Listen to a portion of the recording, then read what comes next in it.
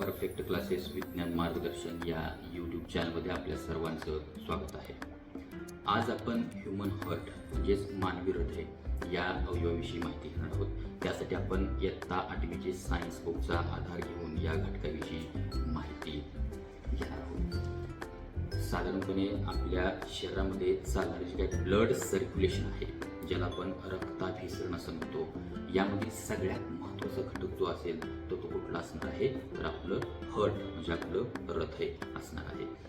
साधारणपणे हा हृदय असतो कुठं, त्याचं कार्य कसं चालतं, त्याचे एकूण कप्पे किती असतात, त्याच्यामध्ये कोणकोणत्या रक्तवाहिन्या असतात, त्याचा पूर्ण शरीरभर रक्तप्रवाह कसा चालतो, याच्याविषयी थोडक्यात आपण आज आढावा घेणार आहोत.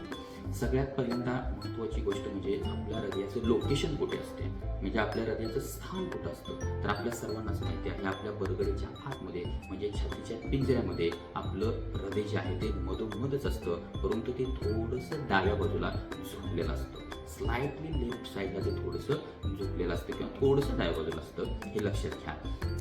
साधारणपणे आपल्या हृदयाचा आकार किती असतो, तर आपल्या वळलेल्या मुठी एवढा, प्रत्येक व्यक्तीच्या वळलेल्या मुठी एवढा आपल्या हृदयाचा आकार असतो, हे लक्षात घ्या. वजनाचा जर विचार केला तर हृदयाचं वजन जे आहे ते साधारणपणे 360 ग्रॅम इतकं असतं आणि आपल्या रक्ताभिसरण संस्थेमध्ये त्याचा सगळ्यात महत्त्वाचा वाटा आहे, कारण रक्ताभिसरण संस्थाच हृदयावर चालते. आपलं संपूर्ण शरीर जे आहे ते हृदयावरच चालतं, कारण हृदय बंद पडणं किंवा हृदयानं काम थांबवणं म्हणजेच माणसाचा मृत्यू होणं हे निश्चित असतं, माणसाचं म्हणा किंवा इतर प्राण्यांचंही.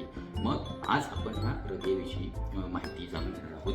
बघा, या 8वीच्या पुस्तकामध्ये आपल्याला याच्यामध्ये विस्तृत माहिती दिलेली आहे. काय सांगितलं आहे, साधारणपणे आपण डायग्राम पाहू शकता. या ठिकाणी आपल्याला पाहता येईल डायग्राम काय सांगितलेलं आहे. तर हृदयाचे मुख्य 4 कप्पे आपल्याला यासाठी या ठिकाणी सांगितलेले आहेत, ज्याला आपण काय म्हणतो, राईट ॲट्रियम या ठिकाणी आपल्याला दाखवलेला आहे आणि राईट वेंट्रिकल, मराठीत त्याला काय म्हणतात हे पण तुम्हाला सांगतो. या ठिकाणी लेफ्ट ॲट्रियम आणि लेफ्ट वेंट्रिकल हे सांगितलेलं आहे. म्हणजेच काय, हृदयाचे मुख्य 4 कप्पे असतात, ज्याला आपण अलिंद आणि निलय असं म्हणतो. वरच्या कप्प्यांना आपण अलिंद म्हणतो आणि खालचे कप्पे जे असतात त्यांना आपण निलय असं म्हणत असतो. मग हे हृदय जे असते ते रक्ताभिसरण क्रियेमध्ये कशा पद्धतीने काम करते हे आपल्याला या ठिकाणी जाणून घ्यायचं आहे. बऱ्याचशा विद्यार्थ्यांना या ठिकाणी गफलत होते, रक्त हृदयामध्ये कुठून कुठे येते, नंतर कुठून ते फुफ्फुसाकडे पाठवले जाते, पुन्हा शरीराकडे कशी पाठवली जाते, याच्याविषयी बऱ्याच विद्यार्थ्यांना गफलत होते. याच्याविषयी आपण माहिती घेऊया. बघा, सगळ्यात महत्त्वाची गोष्ट म्हणजे सगळ्यात पहिल्यांदा हे रक्त जे आहे ते येते कुठे, हा महत्त्वाचा घटक आहे. तर पहिल्यांदा रक्त जे आहे ते कुठे येतं, तर बघा हृदयामध्ये ही ज्या निळ्या शेरा आपल्याला दिसत आहेत, या निळ्या शेरा काय करतात, आपल्या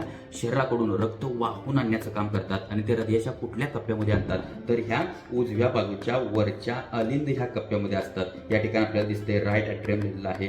या उजव्या अलिंदामध्ये सुरुवातीला रक्त येतं आणि नंतर ते खालच्या भागामध्ये पाठवलं जातं, ज्याला आपण उजवे निलय असं म्हणतो. या उजव्या निलयमधून हे रक्त या शिरामार्फत पुन्हा कुठे पाठवलं जातं, तर फुफ्फुसांकडे पाठवलं जातं. आता फुफ्फुसांकडे कशासाठी पाठवायचं आहे, तर फुफ्फुस काय करतं, त्याच्यामध्ये ऑक्सिजन मिक्स करतं. हे रक्त जे आहे ते कार्बन डायऑक्साईड युक्त रक्त आहे, आपल्या शरीराला ऑक्सिजनची गरज आहे. मग फुफ्फुस काय करतं, तर त्याच्यामध्ये ऑक्सिजन मिक्स करतं आणि ते रक्त पुन्हा हृदयाकडे पाठवतं. हृदयाच्या कुठल्या भागामध्ये तर रक्त येतं मग आता फुफ्फुसाकडून, तर या ठिकाणी आपल्याला लेफ्ट ॲट्रियम लिहिलेलं दिसतं आहे, म्हणजेच डावे अलिंद. म्हणजे फुफ्फुसाकडून येणारं रक्त जे आहे ते पुन्हा कुठे येतं, तर ह्या डाव्या अलिंदामध्ये येतं. डाव्या अलिंदामधून ते डाव्या निलयामध्ये जातं आणि डाव्या निलयामार्फत ते संपूर्ण शरीरभर पोचवलं जातं. मग हे रक्त घेऊन येण्याचं, शरीराकडून घेऊन येण्याचं आणि शरीरभर पोचवण्याचं काम कोण करत असतं, तर या ठिकाणी आपल्याला माहिती दिलेली आहे. तर ह्या 2 महत्त्वाच्या रक्तवाहिन्या ते काम करत असतात. कुठल्या आहेत, ज्यांना आपण काय म्हणतो, तर आर्टरीज आणि व्हेन्स असं आपण त्यांना म्हणत असतो. ज्या लाल दिसतात त्यांना आपण आर्टरीज म्हणजे धमन्या असं म्हणतो आणि ज्या निळ्या दिसतात त्यांना आपण काय म्हणत असतो, व्हेन्स म्हणजे शिरा म्हणत असतो. मग ह्या धमन्या आणि शिरांचं काम काय काम असतं मुख्य, तर आपल्या हृदयाकडून ऑक्सिजन युक्त रक्त जे आहे ते शरीरभर पोहोचवण्याचं काम ह्या आर्टरीज म्हणजे धमन्या करत असतात आणि पुन्हा शरीराकडून कार्बन डायऑक्साईड युक्त रक्त हृदयापर्यंत वाहून आणण्याचं काम जे असतात त्या कोण करत असतात, तर ह्या व्हेन्स म्हणजेच शिरा करत असतात, हे लक्षात घ्या. मग ह्या आपल्या हृदयाचं काम जे आहे ते अविरतपणे चालू असतं. हे आपण बघितलं. काम चालू असतं म्हणजे काय असतं, तर त्याची हार्टबीट सतत चालू असतात, ज्याला आपण हृदयाची स्पंदन होणं असं म्हणतो.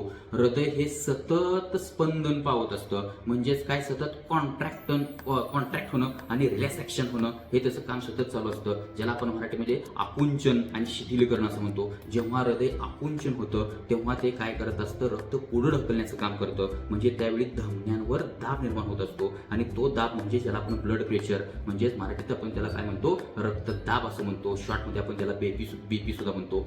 आणि दुसरी गोष्ट म्हणजे रक्त जेव्हा शिथिल होत असतं तेव्हा हृदयामध्ये रक्त काय होत असते, शिरांमधून हृदयामध्ये रक्त येण्याचं काम होत असतं. मुद्दा लक्षात घ्या, जेव्हा हृदय कॉन्ट्रॅक्ट होतं तेव्हा ते रक्त पुढे ढकलतं, जेव्हा ते शिथिल होतं तेव्हा त्याच्यामध्ये रक्त शोषून घेतलं जातं किंवा हृदयामध्ये रक्त येत असतं आणि ते आलेलं रक्त ते फुफ्फुसाकडे पाठवतं. फुफ्फुस त्याच्यामध्ये ऑक्सिजन भरतं, पुन्हा ते हृदयाकडे येतं, हृदयामार्फत ते पुन्हा शरीरावर पोहोचवलं जातं. हे काम अविरतपणे चालू आहे, अखंडपणे चालू आहे. जोपर्यंत आपण जिवंत आहे तोपर्यंत हे काम काय होत असतं, चालूच होत असतं. साधारणपणे जर विचार केला तर हृदयाचे एका मिनिटाला किती ठोके पडतात, तर साधारणपणे 72 स्पंदने हृदयाची एका मिनिटाला होतात. म्हणजे साधारणपणे एका दिवसाला हृदयाची 1,00,000 स्पंदने होतात. ही साधी गोष्ट नाही. मग आपलं आयुर्मान साधारण 70-80 वर्षापर्यंत धरलं तर हृदयाचं काम किती मोठं आहे हे तुमच्या लक्षात येईल. हृदयानं काम 1-2 मिनिटासाठी थांबवलं तर काय होतं हे तुम्हाला माहिती आहे. हार्ट अटॅकसारखे घटक किंवा आजार हे तुम्हाला माहितीच आहेत. हे कशामुळे उद्भवतात याची कारणे आपण वेळोवेळी पाहिलेली आहेत,